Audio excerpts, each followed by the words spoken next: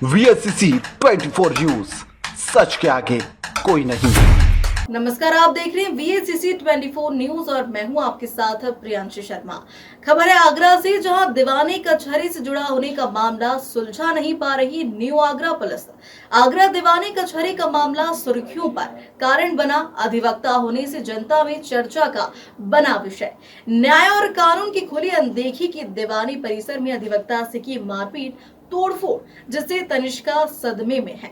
ऋषि राज शर्मा एवं सोनिया करदम एवं उनके सहयोगी के खिलाफ अधिकारी से अपील की गई है। पुलिस प्रशासन से लगाई न्याय की गुहार। आदि ने उन्हें घेर लिया और गाली गलौज करते हुए मारपीट की गई।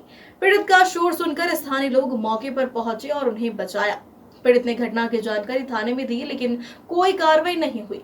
पीड़ित ने पुलिस आयुक्त से गुहार लगाई है कि आरोपियों के खिलाफ सख्त कानूनी कार्रवाई की जाए, ताकि भविष्य में इस तरह की घटनाएं न घटित हो। आगरा से अखिलेश यादव की रिपोर्ट। एक्चुअली क्या है, दीवानी में कुछ गुंडा प्रवृत्ति के अधिवक्ता हैं जो आए दिन मुझे परेशान कर रहे हैं और लोगों को भी परेशान करते हैं। लेकिन मेरा मुद्दा है तो मैं अपने बारे में बता रही हूँ जी। जिस चैम्बर में मैं प्रैक्टिस कर रही हूँ उधर डेली मेरे को आके चौथ वसूली की मांग करते हैं। मुझे बोलते हैं अगर दीवानी के अंदर तुझे प्रैक्टिस करनी है तो तुझे हर महीने हमें पैसा देना पड़ेगा। अभी तक तो वो कम पैसों की डिमांड कर रहे थे। दिनांक 13 तारीख को उन लोगों ने मेरे साथ मारा पीटी करी, जिसकी FIR में दर्ज करा चुकी हूँ। क्या कहा SHO ने सर ने? SHO साहब ने मेरे पास एविडेंस थी, इसीलिए मैंने FIR दर्ज करा दी थी। उसके बाद एक्चुअली इन लोगों का पूरा समूह है, ऋषि का पूरा एक ग्रुप बना हुआ है। कितने लोग हैं ग्रुप में? कम से कम 15 से 20 लोग जो मैंने देखे हुए हैं, जिनमें से कुछ के नाम मैं जानती हूँ, जैसे कि शिवा, नौशाद, प्रतुल, अक्षय, सोनिया करदम जी। इन लोगों के साथ मिलके वो डंडा हॉकी से परेशान करते हैं लोगों को। अगर उनकी बात नहीं मानी जाती है तो इन चीज़ों का यूज़ करके वो मारापीटी भी करते हैं, जिसकी वीडियो मेरे पास अवेलेबल है। वीडियो में उन लोगों ने इतनी सारी गालियां दी, मेरे साथ मारापीटी करी। ये वीडियो है, मैं आपको प्रोवाइड करा दूंगी।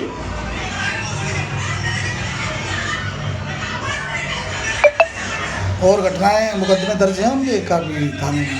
उनके खिलाफ दीवानी से लगभग 6 से 7 मुकदमे तो मेरे पास हैं, जिसकी FIR दर्ज है। और सभी FIR में सिर्फ एक ही बात होती है, लाठी डंडों से मारापीटी करी, जान से मारने की धमकी दी, मेरे पापा आजीवन कारावास में जेल में है, मैं भी तुम्हें जान से मार के जेल चला जाऊंगा, ऐसी बातें वो बोल के वो लोगों को परेशान करते हैं। हर FIR में सिर्फ यही जिक्र है। आप क्या चाहती हो?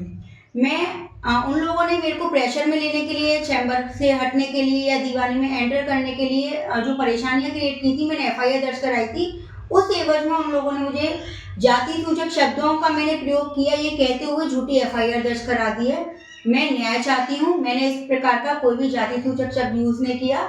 जिस लड़की सोनिया करदम ने, वो अधिवक्ता है, मेरे ऊपर FIR दर्ज कराई है, मैं उन्हें पहले जानती भी नहीं थी। बाय फेस जानती थी कि हाँ कोई अधिवक्ता है, उनका पूरा नाम या उनका नाम मैं नहीं जानती थी।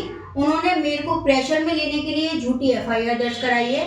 डेली मेरा नाम ले लेके वो सोशल मीडिया पे वीडियोस अपलोड कर रहे हैं और मेरे को डिफेम कर रही हैं। 2 महीने से मेरा मानसिक शोषण कर रहे हैं ये लोग। मेरे को जान से मारने की धमकी दे रहे हैं। 10 लाख रुपए की डिमांड कर रहे हैं कि अगर 10 लाख रुपए मैं नहीं देती हूँ तो वो मुझे जेल भिजवाएंगे, झूठे SC/ST के मुकदमे में। जिस दिन मेरे साथ घटना हुई थी उसी दिन ऋषि मुझे बोल के गया था कि अगर तूने हमें चौथ वसूली नहीं दी तो हम तेरे को झूठे मुकदमे में SC/ST में फंसाएंगे। ये वाली बात मैंने मेरी FIR में लिखवाई भी थी। फिर भी इन लोगों ने पुलिस को प्रेशर में लेके SC/ST का मुकदमा दर्ज कराया। हालांकि मैंने अपनी जो प्रार्थना है सारे उच्च अधिकारियों को दे रखी है, जैसे कि न्यायालय में DG को, DM को, कमिश्नर को, ACP साहब को, और मुझे हर किसी से पूरा विश्वास है कि वो फेयर इन्वेस्टिगेशन करेंगे। मैंने मेरे साथ जब ये घटना हुई तो मैंने ऋषि को बोला कि अब मत लड़, यहाँ से जा वरना मैं पुलिस को बुलाऊंगी। मैंने पुलिस को कॉल भी किया, लेकिन फ़ोन नहीं लग रहा था, तो मेरी जूनियर भाग के जो पुलिस दीवानी में अवेलेबल होती है उनको लेकर आई। मामला शांत हुआ। तब ऋषि मुझे धमकी दे के गया, तुझे और तेरे परिवार को मैं SC/ST मुकदमे में फंसाऊंगा। चल सोनिया यहाँ से चल, इसको तो हम बताएंगे SC/ST मुकदमे में फंसा के। तब मुझे पता चला she is belongs to SC/ST। Then मेरी FIR दर्ज हो गई। 15 दिन तक इनकी FIR दर्ज नहीं हुई, लेकिन ये 15 दिन तक मुझे परेशान करते रहे कि मुकदमा वापस ले, मुकदमा वापस ले। हालांकि मेरी लड़ने की आज अभी भी कोई मंशा नहीं है, लेकिन मुझे आज भी परेशान कर रहे हैं। SC ST का फर्जी मुकदमा मेरे ऊपर दर्ज करा दिया गया है। मेरे ऊपर तो क्या, मेरी फैमिली के ऊपर, मेरी मदर, मेरे ब्रदर, सबके ऊपर दर्ज करा दिया गया है। डेली अलग अलग वीडियोस फेसबुक पे अपलोड कर रही हैं सोनिया कर्दम, जिसमें वो मेरे को डिफेम कर रही हैं। मैं एक अधिवक्ता हूँ, ऑफिसर ऑफ द कोर्ट होता है एक अधिवक्ता, उसके बारे में इस तरीके की बातें करना कि मैंने जाति सूचक शब्द बोले हैं या वगैरह वगैरह, तो वो मेरी मानहानि कर रही है, जो कि एक अपराध है। मामला लंबित है अभी हरी पर्वत थाने में मामला लंबित है। उसके बावजूद भी वो वीडियो में बार बार बोल रही है कि अरेस्टिंग नहीं हो रही है, या फिर जो भी वो बोल रही है सारी वीडियोस मैं आपको अवेलेबल करा दूंगी, या मैं धमकी दे रही हूँ। मैं इस तरीके की कोई हरकत नहीं कर रही। इवन मुझे धमकियाँ मिल रही हैं कि दीवानी आना बंद कर दे। कल जज साहब के यहाँ मीटिंग थी चैम्बर को लेके ही, फिर भी मॉर्निंग में उसने एक वीडियो अपलोड करी। उसने मेरे ऊपर एलिगेशन लगाए हैं कि मैंने उसकी टेबल कुर्सी फेंकवा दी है बाहर। इवन मैंने ऐसा कुछ भी नहीं किया है। टेबल कुर्सी फेंकने के बाद वो मेरी टेबल चेयर पे बैठना शुरू कर दिया उन्होंने। और मामला लंबित होने के बाद भी वो मेरे को, पुलिस प्रशासन पे पूरा भरोसा है कि वो फेयर इन्वेस्टिगेशन करेंगी, लेकिन वो फिर भी सोनिया मेरे को डिफेम कर रही हैं। मैं मानसिक तनाव में हूँ बहुत ज़्यादा, इसीलिए मुझे आज ना चाहते हुए भी प्रेस कॉन्फ्रेंसिंग करानी पड़ी है। बार काउंसलिंग के लिए भी की जाएगी, लेकिन मेरे क्लाइंट्स को भगाया जा रहा है, मेरे जूनियर्स को भगाया जा रहा है। मैं पहले अपना चैम्बर संभालूं या इनकी बार काउंसिल में शिकायत करूं। हालांकि मैंने डीजे कोर्ट में, कमिश्नर साहब के यहाँ, DM साहब के यहाँ सब जगह प्रार्थना पत्र दे रखा है, और मुझे पूरा भरोसा है हर उच्च अधिकारी से कि वो फेयर इन्वेस्टिगेशन करेंगे। कुछ अधिवक्ता साथी हैं जो मुझे कई समय से परेशान कर रहे हैं, इसीलिए मुझे आज ना चाहते हुए भी ये प्रेस कॉन्फ्रेंस रखनी पड़ रही है। कौन अधिवक्ता साथी हैं, क्या कुछ मामला है, पूरा विस्तार पूर्वक बताइए। ऋषि राज चौहान व उसके कुछ साथी हैं, जैसे कि सोनिया कर्दम, शिवा, नौशाद, और भी प्रतुल, अक्षय, और भी लोग हैं जिनके नाम मुझे नहीं मालूम। ये सब लोग मुझे कई समय से परेशान कर रहे हैं, मुझसे पैसों की डिमांड रखते हैं। जहाँ मेरी सीटिंग है, जिसके चैम्बर पर मैं बैठ रही हूँ, मैं उनकी इच्छा से बैठी हूँ, उनसे परमिशन लेने के बाद बैठी हूँ। ये लोग मुझे परेशान करते हैं। पैसों की डिमांड क्यों करते हैं लोग? पैसों की डिमांड वो मुझसे ही नहीं, एक्चुअली वकालत के आड़ में उनका ये काम है, पैसे मांगना, चौथ वसूली करना। मुझसे हमेशा बोलते हैं, वो उनका व्यापार है, उनका, वो वकालत नहीं कर रहे, वो काला कोट पहन के चौथ वसूली का काम कर रहे हैं, इस चीज़ के पैसे मांगते हैं। वकील से वकील पैसे मांग रहा है तो वकील से चौथ थोड़ी ना होगी।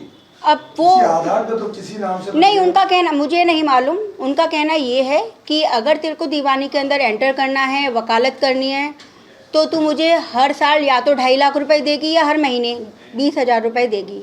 मेरे मना करने पर उन लोगों ने 13 तारीख को मेरे चैम्बर पे आके मेरे साथ बदतमीज़ी करी।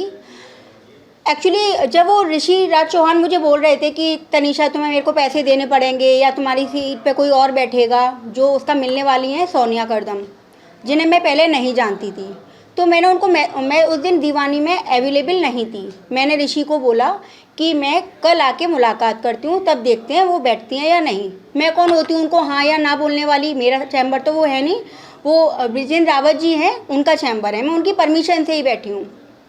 तो रावत जी ने ऑब्जेक्शन नहीं किया? नहीं, रावत जी ने कोई अभी ऑब्जेक्शन नहीं किया है, मामला भी लंबित है। आप उनके चैम्बर पे बैठ रही हैं, नहीं, उनकी परमिशन जी, इतनी हरकतें कर दी वकीलों ने, तो रावत जी ने नहीं, रावत ऑब्जेक्शन उठाया? शायद उनको इस चीज़ की इन्फॉर्मेशन नहीं होगी, ना मैंने दी, क्योंकि मेरे को उन्होंने बैठने के लिए बोला। मेरे लिए यही सबसे बड़ी बात थी, दीवानी में बैठने की जगह भी नहीं होती है। मुकदमा पंजीकृत हुआ जब आपके चैम्बर पे हाथापाई किया?